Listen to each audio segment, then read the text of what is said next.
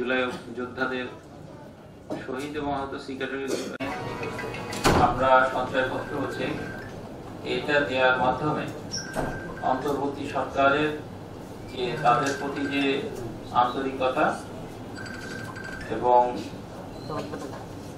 যে আর্থিক সহায়তার মাধ্যমে তাদের এই শোকাহত হৃদয়ের প্রতি সমবেদনা জানানোর একটি বহিঃপ্রকাশ আমরা দেখতে পাচ্ছি।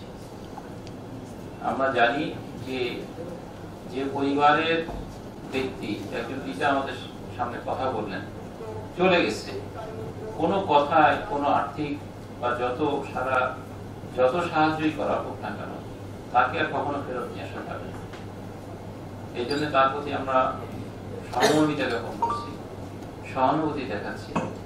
একই সাথে যারা আহত হয়েছে, আমরা জানি যে এই আহতদের আমার প্রায় সবার সাথে কথা হয়, যোগাযোগ আছে, একজনের সাথে কথা হয়, তার আরো অনেক দিন ট্রিটমেন্ট করা হয়।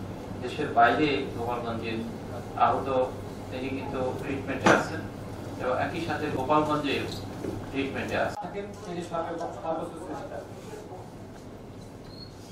আগে বলছে যে অনেক আমাদের খোঁজের আইনি বলা দেওয়ানি হলো মিটমাট হয়, খোঁজে হলো মিটমাট হয় না, যদি আমাদের এলাকা অনেক করে।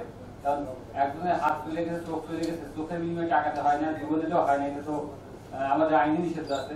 মানে এটা কোনোভাবে কম্পেনসেশন না, সরকারের পক্ষ থেকে একটা অনুদান, যাতে কোনোভাবেই সরকারকে না বলতে পারে যে সরকার তাদেরকে দেখভাল করতেছে না।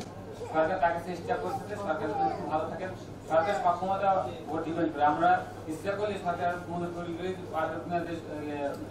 শহীদ বা আহতদের পরিবারকে অনেক সহযোগিতা করবে। সরকার সক্ষমতা আপনারা বলবেন, আমাদের এই দেশের যে আর্থিক সক্ষমতার ভিত্তিতে সরকার তার সর্বোচ্চ চেষ্টা করতেছে যাতে আপনারা একটু ভালো থাকেন। আর একটু কথা আগে বলছি যে যারা আর্থিক অনুদান যদিও আহত দেখা হয়েছে তাদের শিক্ষাটা খুব বেশি না, আহতরা নিহত তাদেরও না, তারপরেও যেটা দিয়ে সরকার থেকে আপনারা, আমি আগেও যারা এসেছে তাকে বলেছিলাম কলেজে পড়াশোনা করতাম, তাকে আন্টি জানাতে সালাম। আমাদের সামনেতে বলি করে যাতে তার মানুষের সবাই মনে হয়। এখন আমার সংসার খুব ভয় ভাব, তার মানে আমি এলাকায় কামাইছি, তখন আমার উপর নির্ভর হয় আমার ছেলে মেয়ে পড়াশোনা করে।